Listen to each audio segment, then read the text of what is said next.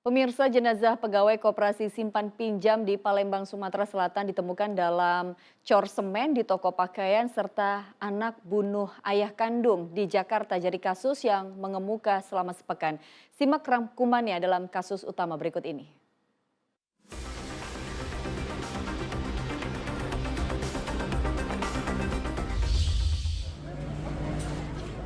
Seorang remaja perempuan berusia 17 tahun membunuh ayah kandungnya di toko perabotan rumah tangga kawasan Durensawit, Jakarta Timur.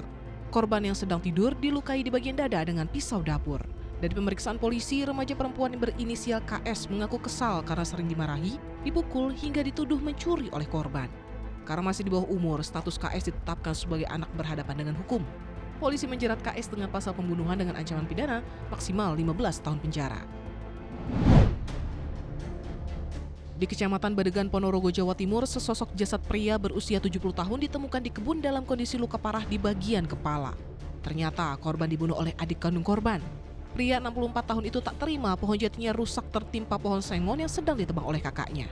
Korban yang merasa bersalah sebenarnya hendak mengganti dengan uang, namun pelaku justru naik pitam dan menganiaya kepala kakaknya hingga tewas. Akibat perbuatannya, tersangka diancam pasal penganiayaan berujung pembunuhan dengan hukuman penjara maksimal 10 tahun. Ekshumasi atau pembongkaran makam dilakukan aparat kepolisian Kediri untuk menelusuri kematian bocah perempuan berusia 3 tahun yang dianiaya kedua orang tuanya.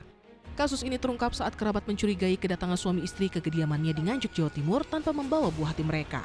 Keduanya mengaku jika anak mereka meninggal dunia karena kecelakaan dan dimakamkan di samping rumah. Merasa janggal, pihak keluarga melapor ke polisi. Hasil otopsi terdapat benturan benda tumpul di kepala dan tubuh korban.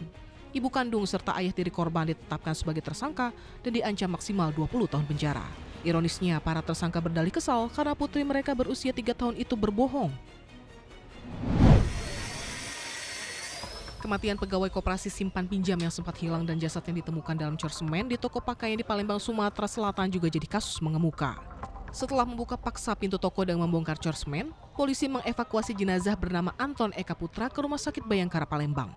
Penemuan ini terungkap setelah polisi menangkap seorang pria di Kota Batam, Kepulauan Riau. Tersangka lantas mengaku mengubur korban di dalam coran toko pakaian. Pembunuhan terjadi karena para pelaku jengkel, korban terus-menerus menagih utang. Aparat kepolisian masih memburu 2 orang lainnya, salah satunya pemilik toko yang diduga sebagai otak pembunuhan.